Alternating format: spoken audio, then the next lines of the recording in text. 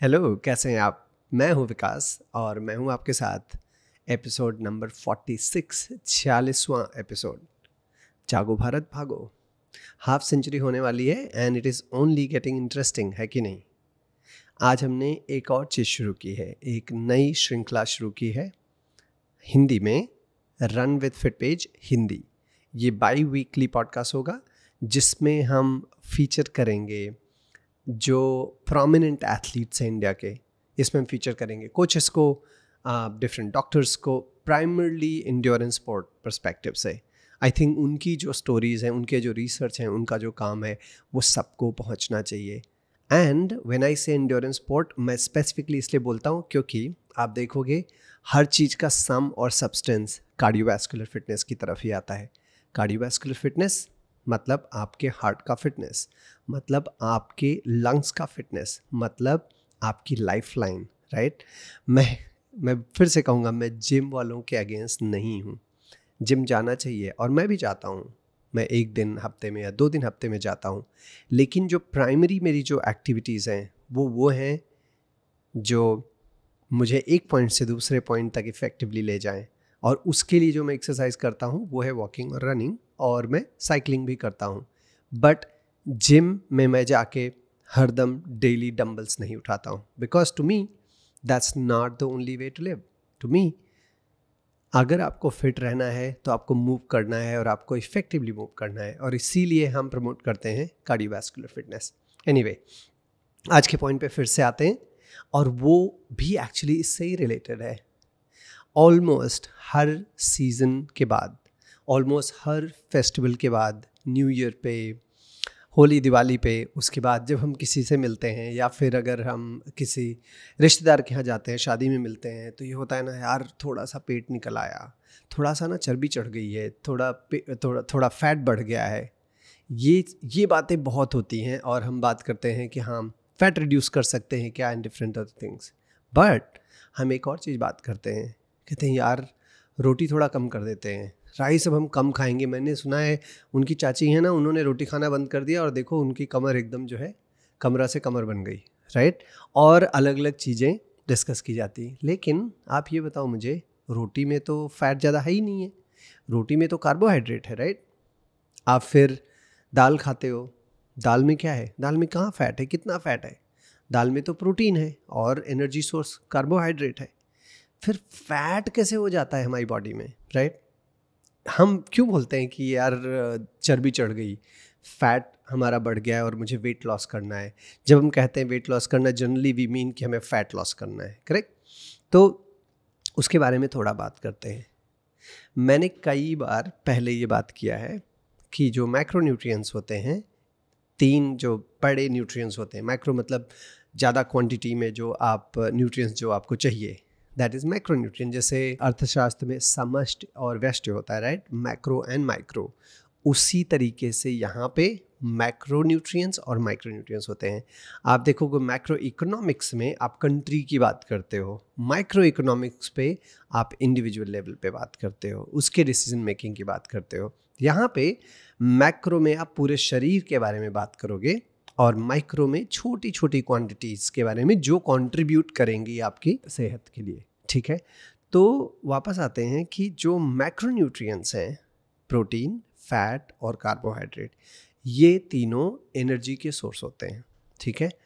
Carbohydrate 1 ग्राम में 4 kilo calorie, protein 1 ग्राम में 4 kilo calorie, और फैट 1 ग्राम में 9 किलो कैलोरी के करीब एनर्जी देता है।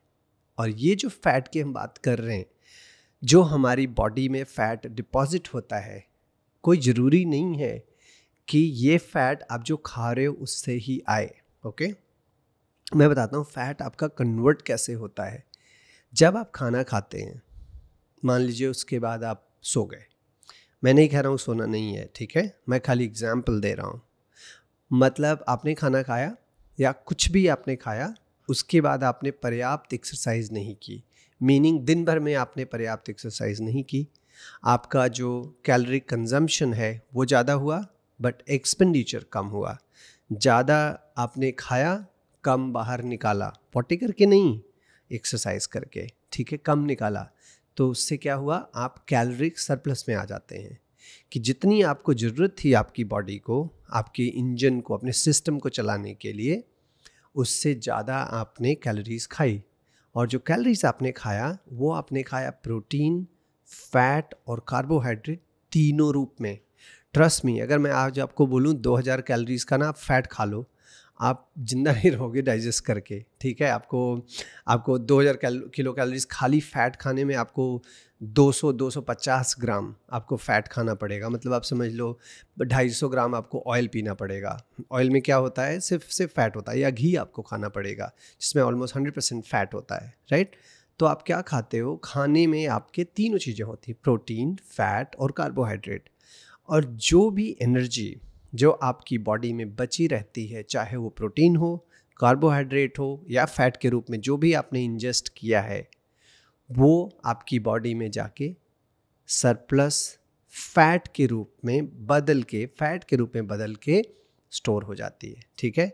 तो फैट क्या है, प्राइमरी काम क्या हो गया, एनर्जी स्टोरेज की तरह वो आपका वेयर हाउस की तरह आपकी बॉडी में स्टोर होता गया। डेली आपने क्या किया, 900 कैलोरी मान लो आपको ज़रूरत है, आपने 1000 कैलोरी खाया। जनरली 900 कैलोरी वायदे में ज़रूरत नहीं होती है, काफ़ी ज़्यादा इससे ज़रूरत होती है। मैं एक नंबर ले रहा हूँ, मान लीजिए आपको 900 कैलोरी की ज़रूरत है, आपने 1000 कैलोरी खाई, 100 कैलोरी आपका सरप्लस हो गया। यही 100 कैलोरी अगर आपका 10 दिन तक सरप्लस हुआ, 1000 कैलोरी हो गया, राइट। अभी आपका वेट बढ़ने लगेगा। जो आपने खाया नेसेसरली ऐसा नहीं है कि वो सब फैट था, लेकिन वो बदला कैसे, सब फैट के रूप में बदल गया। अभी आप समझ गए होंगे कि जो मैं फैट की बात कर रहा हूँ वो सिर्फ फैट से नहीं आता है, वो कार्बोहाइड्रेट और प्रोटीन से भी आता है। जो भी आपको एनर्जी की रिक्वायरमेंट नहीं है, वो बॉडी से जो नहीं निकल पाता है, वो कन्वर्ट होके फैट के रूप में बैठ जाता है। फिर क्या होता है, आपने देखा हो सबसे पहले आपके पेट पे असर पड़ता है, राइट। आपके वेस्ट पे आपको असर पड़ता है, आपको दिखने लगता है, आप उसको पिंच कर सकते हो, आप उसको पकड़ सकते हो। वो जो फैट होता है ना, उसको बोलते हैं सबक्यूटेनियस फैट, ठीक है। तो इट्स कॉल्ड पिंचेबल फैट। कोई भी जो आप फैट पिंच कर सकते हो, ये है आपका सबक्यूटेनियस फैट। फिर एक और तरीके का फैट होता है, जो आपके जो ऑर्गन्स होते हैं, लिवर, इंटेस्टाइन, हार्ट, इनके आसपास, इन ऑर्गन्स के पास, deep within your body, काफ़ी नीचे छुप के बैठा होता है, ठीक है। उसका जो प्राइमरी काम होता है, एक उसका प्राइमरी काम ये भी होता है कि आपकी बॉडी को, आपके ऑर्गन्स को इंसुलेट करे मतलब प्रोटेक्ट करे। आपका फैट पूरी बॉडी में भी इंसुलेटर की तरह काम करता है। आपको ठंड लगती है ज़्यादा या कम, फैट आपका एक वेरिएबल होता है। आपको एनर्जी सोर्स के रूप में, कभी आपको एनर्जी चाहिए, आप जब वॉक कर रहे हैं तो प्राइमरली आप फैट यूज़ कर रहे हैं एनर्जी सोर्स के रूप में, एट्सेट्रा एट्सेट्रा, ठीक है। तो मैंने जो बताया उसमें आपको ये समझना है कि जो फैट आपको दिख रहा है, जो पिंचेबल है, वो आपका सबक्यूटेनियस फैट है।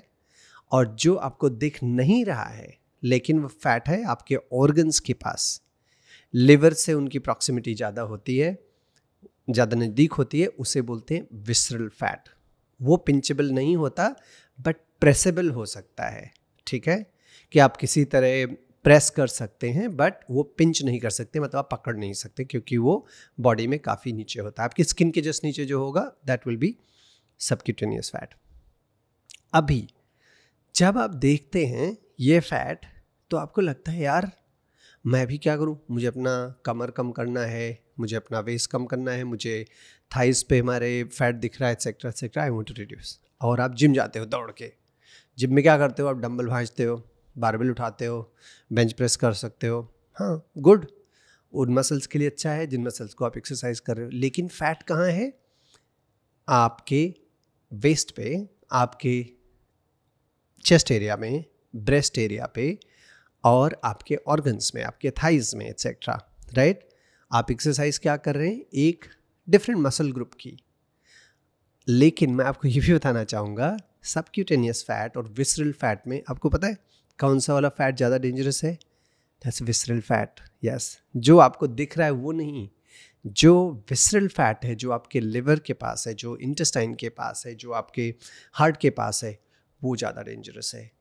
जो क्रॉनिक डिसीज़ेस हैं, जो लाइफस्टाइल लेड डिसीज़ेस हैं, उनका बहुत सारी बीमारियों का क्लोज प्रॉक्सिमिटी में जो संबंध है वो विसरल फैट से है।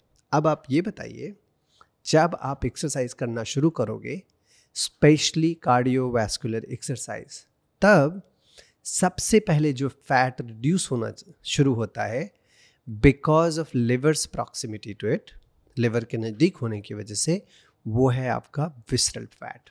तो अगर आपको, अभी तक मैंने बताया कि आपको अगर heart condition, diabetes type 2, obesity related issues, इनसे जो लाइफस्टाइल डिजीज़ हैं, इनसे अगर आपको निजात पाना है तो आपको विसरल फैट को कम करना है। ऑफ कोर्स सबक्यूटेनियस फैट भी कम करना है, but in priority I would say visceral fat first. और विसरल फैट को कम करने का ज़्यादा कोई तरीका नहीं है, आपको कैलोरिक डेफिशिएंसी में होना होगा। और कैलोरिक डेफिशिएंसी में होने के लिए मतलब आप कम खाओ और ज़्यादा निकालो, मतलब कम खाइए, ज़्यादा मूव करिए। उसके लिए आपको कार्डियोवैस्कुलर एक्सरसाइजेस करनी होंगी। और वो जो कार्डियोवैस्कुलर एक्सरसाइजेस हैं, वो मैं प्राइमरली आपको बताता हूँ। Walking, brisk walking, running, cycling, swimming, 30 minute या उससे ज़्यादा प्रोग्रेसिवली वीक ऑन वीक आप 10% ड्यूरेशन या फिर डिस्टेंस बढ़ाइए, अपने आप ड्यूरेशन बढ़ेगा, या फिर इंटेंसिटी थोड़ी बढ़ाइए इस उस पर कि आप एक साथ 30 से 35 मिनट, फिर 40 मिनट एक्सेट्रा आप रेगुलरली वर्कआउट कर सकें। आपका विसरल फैट कंट्रोल में आएगा एंड ओवरऑल सबक्यूटेनियस फैट भी कंट्रोल में आएगा। आज के लिए इतना ही, और मैं मिलूंगा आपसे फिर से नेक्स्ट वीक। Good bye.